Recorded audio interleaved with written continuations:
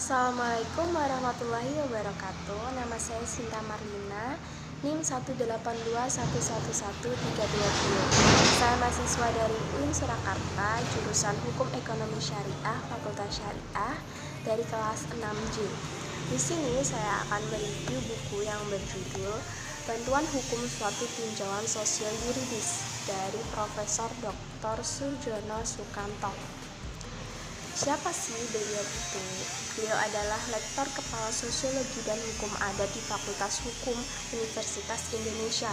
Beliau pernah menjadi Kepala Bagian Kurikulum Lembaga Pertahanan Nasional, kemudian pernah menjadi Pembantu Dekan Bidang Administrasi Pendidikan Fakultas Ilmu-Ilmu Sosial Universitas Indonesia, dan kini menjadi Pembantu Dekan Bidang Penelitian dan Pengabdian Masyarakat Fakultas Hukum Universitas Indonesia sejak tahun 1978.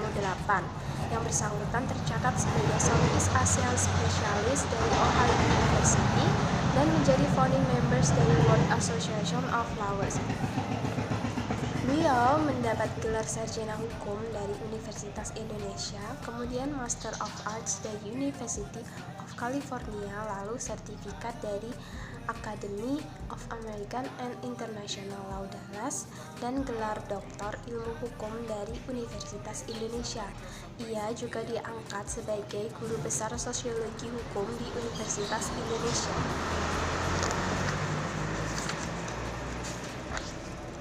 Nah, buku ini ditulis untuk mengisi kelangkaan bacaan mengenai bantuan hukum dalam arti luas bagi masyarakat Indonesia umumnya, khususnya kalangan penegak hukum. Diperlukan bahan pustaka yang tidak hanya menyajikan segi-segi teoritis belaka, akan tetapi sekaligus juga segi praktisnya.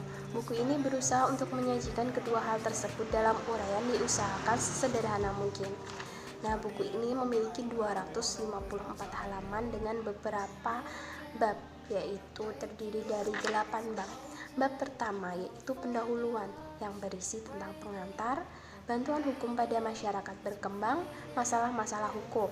Bab kedua yaitu bantuan hukum suatu tinjauan teoritis tentang ruang lingkup dan ciri-ciri, perbedaan antara bantuan hukum dengan jenis bantuan lain, penerimaan bantuan hukum, jenis-jenis bantuan hukum, pembiayaan bantuan hukum, akibat-akibat bantuan hukum.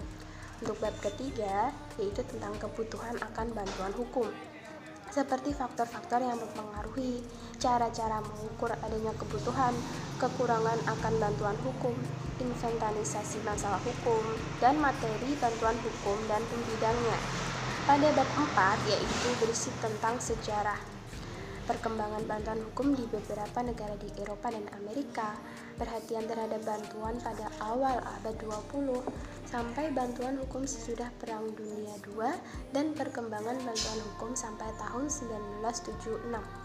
Pada bab 5, yaitu tentang suatu analisa deskriptif mengenai perundang-undangan yang dengan bantuan hukum di Indonesia, mulai dari perundang-undangan sebelum tahun 1945 sampai perundang-undangan setelah tahun 1945.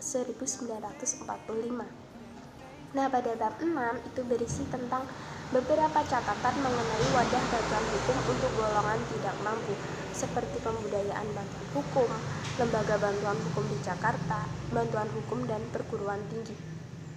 Pada bab 7 yaitu tentang penelitian terhadap bantuan hukum, beberapa sarana ilmiah di dalam penelitian sosiologis terhadap bantuan hukum, dan contoh penelitian.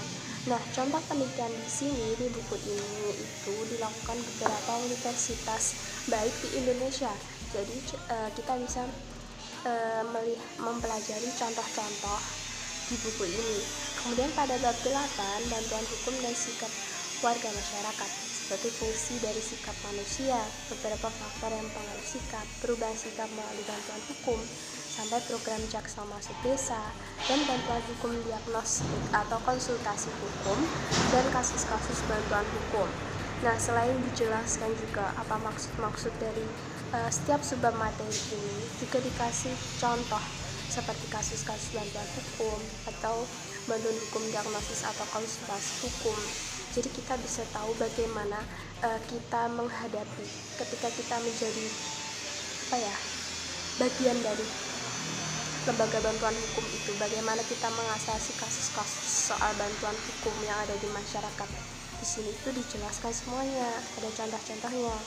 Kemudian juga ada beberapa lampiran di halaman terakhir. Nah, satu kekurangan di buku ini yaitu tentang kata-kata atau kalimat-kalimat kutipan dari para pakar ahli hukum atau buku-buku lainnya itu disajikan dengan bahasa asing. Jadi kita harus menerjemahkannya sendiri. Kekurangannya menurut saya itu. Selebihnya adalah kelebihan dari buku ini sangat berguna, dan kalimat atau penjelasan yang disampaikan di buku ini tidak bertele-tele.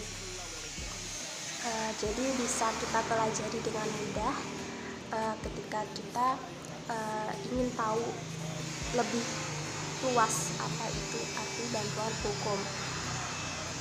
Sekian dari saya, review buku Bantuan Hukum Suatu Tinjauan Sosial Yuridis. Kurang lebihnya saya mohon maaf. Wassalamualaikum warahmatullahi wabarakatuh.